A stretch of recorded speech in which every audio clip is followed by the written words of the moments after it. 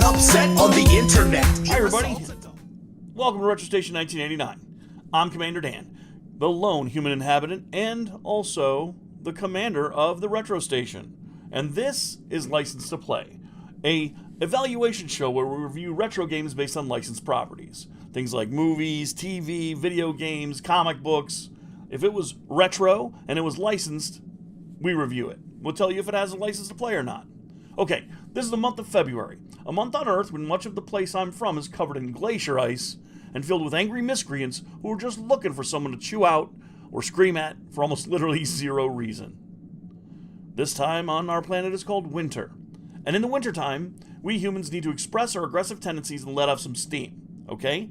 We do that in many ways, of course. Sporting events like football, video games, of course, and the last way? Kick-ass action movies.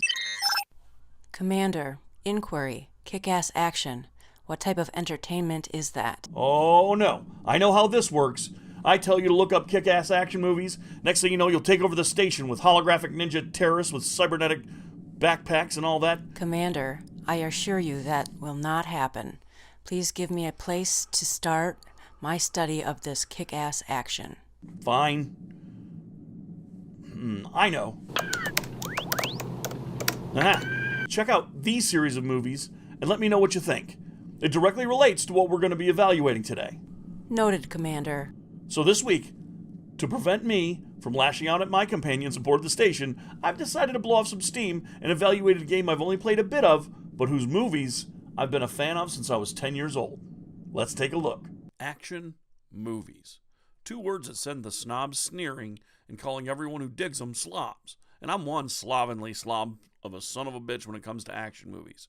From the greatest of all time Hall of Fame legendary flicks to the stuff I really like, them hidden sandwiches where it's zombie cop versus zombie crook and they socially distance while they unload Uzis into one another.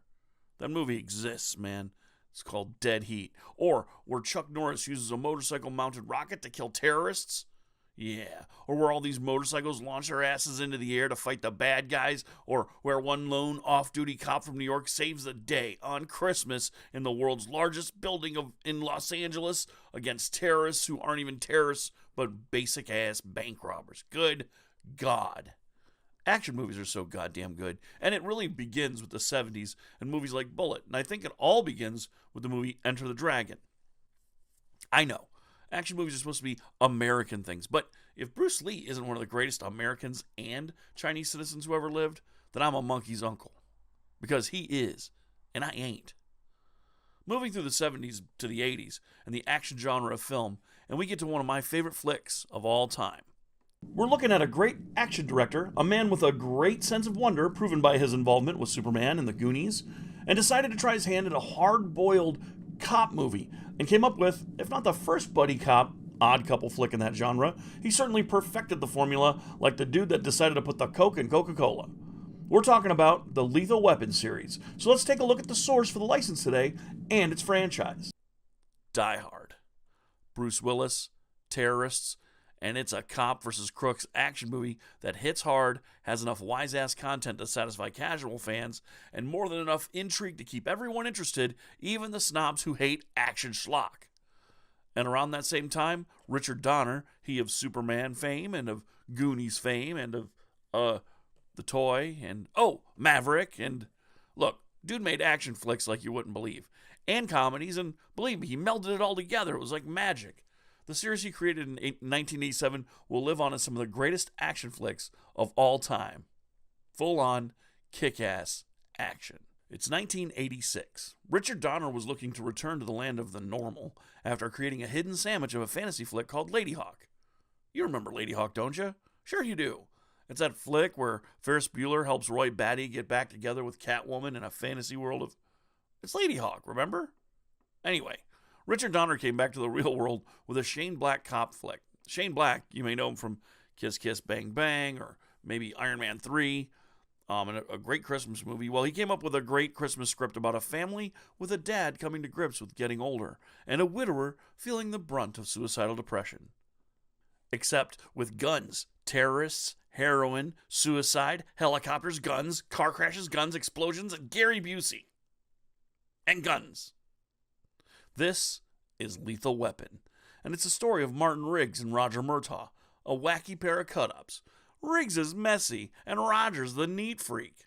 Riggs has a doggo, and Roger's like the dad from Beethoven. No doggos allowed. Boy, never a more odd couple has ever existed on screen. And wouldn't you know it, they're partners. Which in cop terms means they're buddies. Boyfriends in law. They have to get involved with each other's lives, and when Roger's Vietnam pal, our main man detective Ray Cameron himself, Tom Atkins, by the way, comes around looking for vengeance on who killed his daughter, they have to go to work. And who killed his daughter is actually this lady, a hooker named Dixie Wrecked. Whoops, there she is. She's blown up now. Well, okay. Roger and Martin become best friends, save Christmas, and beat the ever-loving shit out of Gary Busey on Roger's front lawn. Folks, if that action doesn't intrigue you, and it doesn't stop here, for 4 movies we see this stuff. Whether it's the racist-ass apartheid pods from Lethal Weapon 2, or the dirty cops from Lethal Weapon 3, or hell, the entirety of Chinatown in Part 4, and Jet Li. This series has driving action, humor, racist-ass Mel Gibson, and saxophone hits for damn near everything that happens. Even when Roger takes a bath, see? People love these flicks, and so did I. It began my lifelong obsession with over-the-top action flicks. And luckily, I was a child of the 80s, and they fed us this high-octane shit until it was coming out of our eye, ear, and bee-holes. Here's a rundown of the stories of each film. Lethal Weapon. Martin Riggs has lost his wife to a car accident. He is despondent, which leads him to be suicidally reckless. Roger Murtaugh, a family man, is just 1 month to retirement and is getting too old for this shit. There's heroin and Gary Busey, and yeah. I kind of take offense to Roger being too old because I'm almost as old as he was in this movie. Still, A+. Anyway, Lethal Weapon 2. Martin and Roger are in a good place. Martin lost his wife but gained a family. They're put on a case to protect accountant Leo Getz after coming across the heist of gold Krugerrands, the money from South Africa. And then they mix it up with a racist-ass apartheid dickwad with diplomatic immunity. And stay tuned until the end for the amusing conclusion to that little fable. A++. Now Lethal Weapon 3. Roger fights gang crime, Martin falls in love, and it all culminates with a bulldozer fight on a construction site against crooked cops or drugs or whatever. There's a bunch of stuff. There's a subplot about inner city crime too. You know what? I give Roger's performance an A+, but the whole movie, it's a bit muddled, C-. Lethal Weapon 4. Roger and Martin are back, baby. The magic is back again. And both have been promoted to captain, but quickly get busted back down to something like patrolman or meter maid or something as they combat illegal immigration and the Chinese triads and the final boss of all the movies, Jet Li. Showing us, in America, the first real good look at Jet Li that we would get. So, and Martin has a baby at the end of this one with his wife. B-. Anyway, when you make an action franchise, you inevitably need to make a video game about it. That's just the law. And believe me, when it comes to licensed titles about action movies, there's only one name, really, in licensing those kinds of games. And we'll talk about them in a moment. Commander, I have integrated all of the Lethal Weapon films and cross-integrated with the films of Jet Li. I am beginning to understand kick-ass action. I will return soon once my comprehension is final. Super cool. Margot, wait till you get to Jackie Chan. Oh, and John Wick. Noted, Commander. Reporting back soon. 10-4, Margot. So here we have Lethal Weapon for the Super Nintendo, but this is not the only video game based on the Lethal Weapon franchise. Let's look at those first, then we'll evaluate this game and Lethal Weapon by Ocean for the Super Nintendo Entertainment System, and we'll see if it has indeed a license to play. Hit it, Cambot Jr.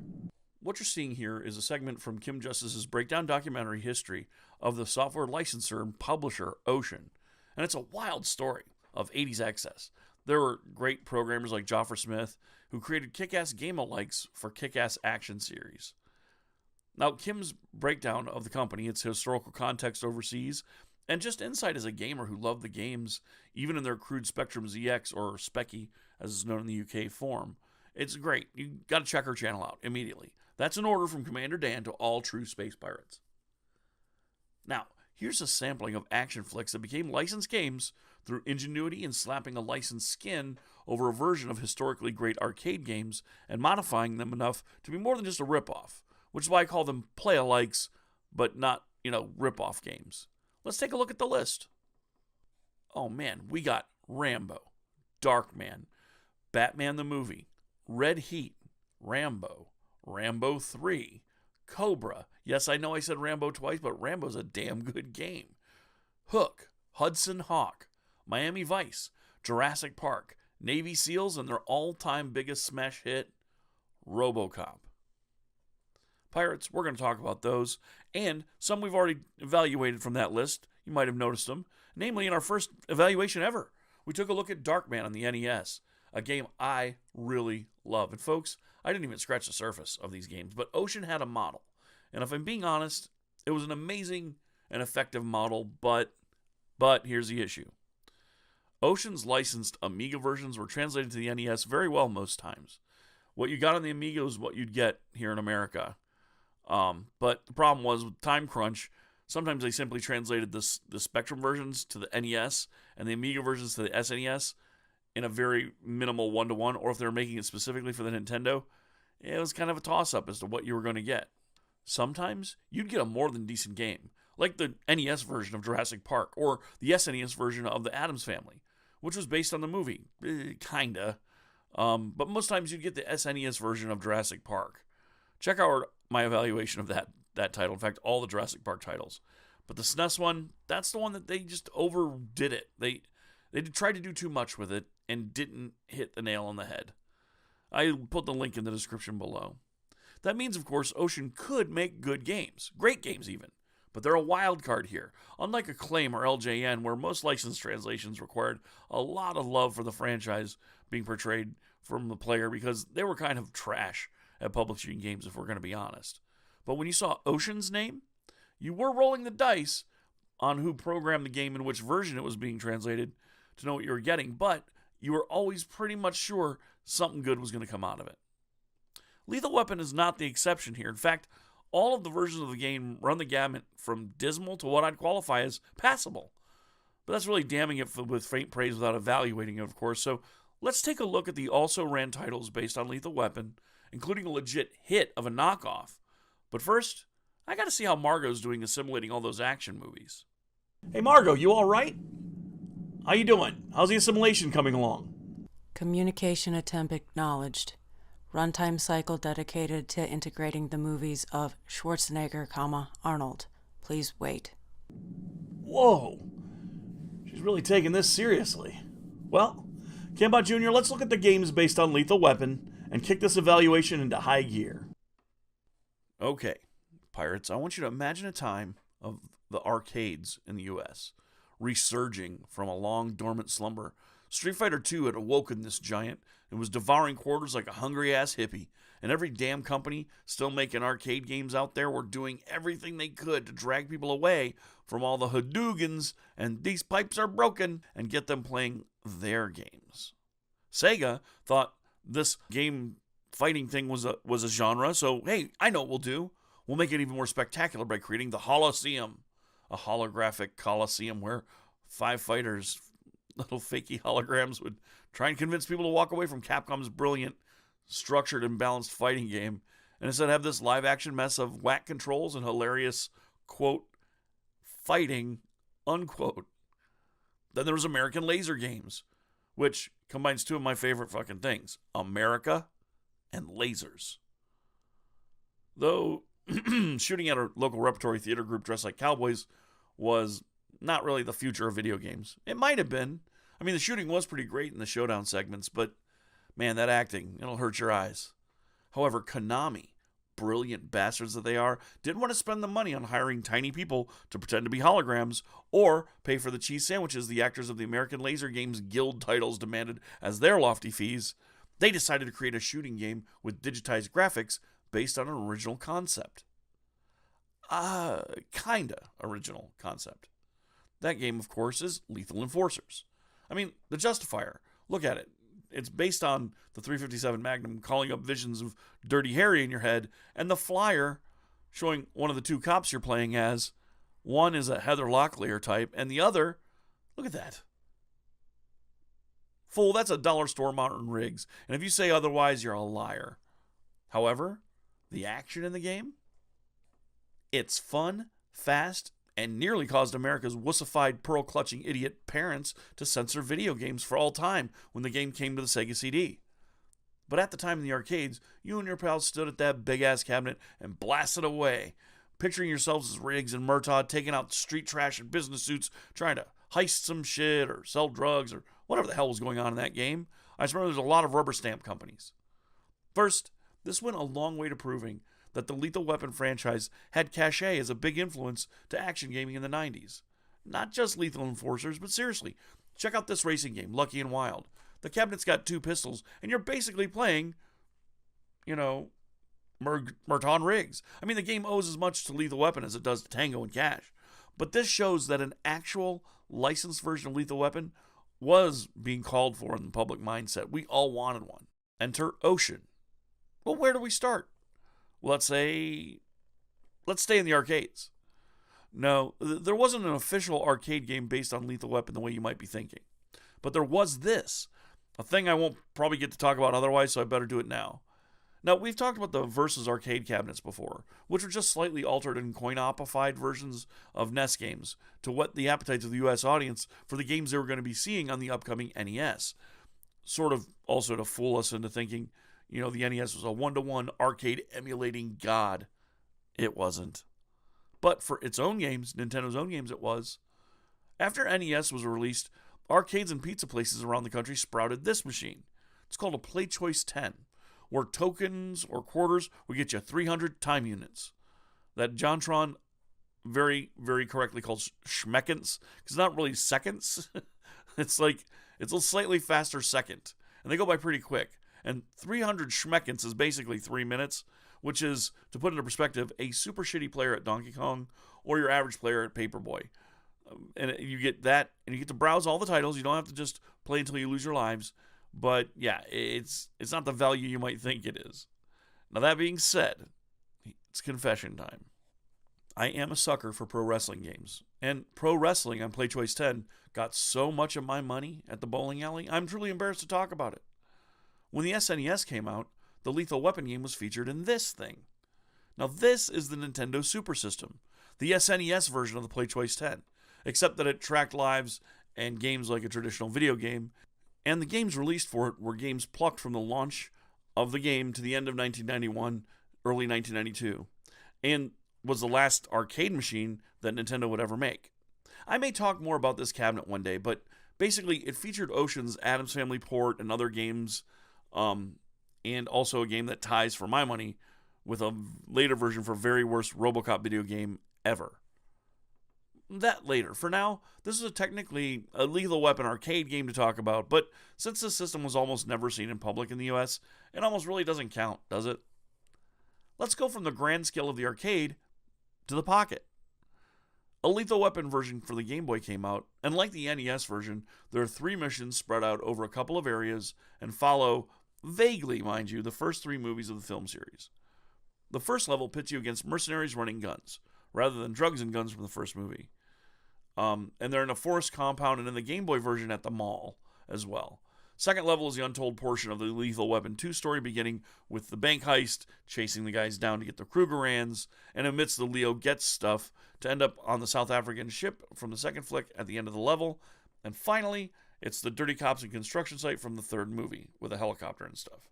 Folks, it's cut and paste, but let's dig a little deeper, just for the moment. I know we're evaluating the SNES version, but let's talk real quick about play-alikes. Around that same time, SNK created a game called POW in the arcades. It was a hybrid belt-scrolling beat-em-up and a shooter that Capcom would grab the format for when they published the Punisher arcade game and Alien vs. Predator. But it's this format on the NES that clicked it for me, the aha moment, that basically Ocean made a play-alike of POW. I mean, let's look at these side by side. Here's POW on the NES, and here's Lethal Weapon. Most reviews of Lethal Weapon here on the old YouTube complain that the punches of Murtaugh and Riggs are significantly more powerful than any of the guns in the game. And yeah, it's the same in POW. The game focuses on fistfights and knife fights rather than shootouts, which, technically, became the approach of the movies too. Riggs and Murtaugh get into more fistfights and brawls and car chases than shootouts from the second flick on. So the NES game is much like the Game Boy version, but we're not evaluating those today. We're evaluating their big brother, the Amiga version port to the SNES. So let's dive in. Well, to start, the manual can't be found online for love or money, okay? I don't know why, but there's just no rule printouts of it for some odd reason. And I'm not paying $40 for a manual. This is not going to happen. The Amiga version's manual can be had if you search for the PDF. And basically here it outlines a game, which plays like a pastiche of the films or like some additional adventures Riggs and Murtaugh had between the movies. Created by folks who were hired to make a Lethal Weapon game who didn't particularly give a shit about the movies, much less like them. There are 3 levels you can take in any order, and a 4th that you have to beat, the other 3 to take on, and then the end game, which has set pieces from Lethal Weapon 3. That's your reward. In the order they're presented in the game, you have the docks, where some kind of expert flim-flam is going on, and you don't want to bring a warrant there, you want to bring a weapon there. Lethal weapon. Okay, fine, I won't make that joke, but yeah. Guns blazing, you fight your way through what looks like a short order cook and blow them away to make the harbor safe for the massive sharks who are abundant and huge. Because that's crazy. And you'll notice that large wildlife appears more than once in this game. And in fact, in the next level, when you're in the sewers looking for bombs and shit, huge friggin' alligators. This game features 2 more levels, a city and a subway, urban areas which are kind of samey, one where you're trying to rescue Leo Getz. And without the few digitized slides of the people from the movies and the voice samples, and I mean very few of those, it's got like the same music track from the menu throughout it, basically. And the other tracks are pretty good, but it's very scant extra stuff in this game.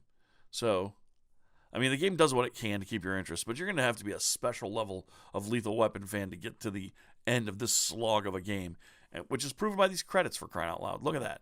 I mean, RoboCop 3 graphics and sad feelings? Yeah, I'm glad to know who's responsible for all that. So let's just say there's one question left and be done with it. Does Lethal Weapon by Ocean on the Super Nintendo have a license to play? Nope. No, I'm sorry, sadly, no. This game might brighten the day of Lethal Weapon fans, but honestly, this is a play-alike not of arcade games, but of other Ocean games. I mean, Blues Brothers, Addams Family, relying more on the license to do the work, and the novelty of playing such an adult license on what amounts to a kid's toy. I get the feeling that once Ocean ever made a game, and the programmers knew that it was going to a Nintendo system, they decided to lean on the humor and the cartoony nature, rather than the action and the actual license heavy enough. So, if you like the idea of a cartoony version of Riggs and Murtaugh fighting crime and shooting their little guns, pick it up. You might like it, but if you can see the gameplay for what it is, go ahead and give it a pass, and more power to you, because it's honestly just an okay game. Hey, Margot. Yes, Commander. I have assimilated all kick-ass action cinema the Earth has to offer, and I have a request. Whoa, really? Well, that's new, Margot. Anything. You deserve more than I could give you, but what's your request?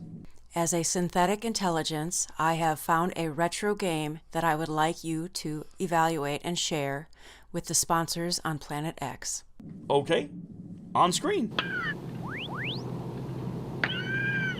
Oh, heck yeah. Now, that makes sense, okay? Next week, we're going to evaluate this title for sure. But in the meantime, everybody, no matter what I've said now on this broadcast, or will say in the future, or have said in the past, remember to always, what is it? Stay retro. Peace. Get upset on the internet. You're a salt adult. You're a salt adult. Get upset on the internet. You're a salt adult. Throwing out a hissy fit, your views ain't in the millions, and every up and comer is a threat to what you're dealing in. Instead of getting better, you just spout a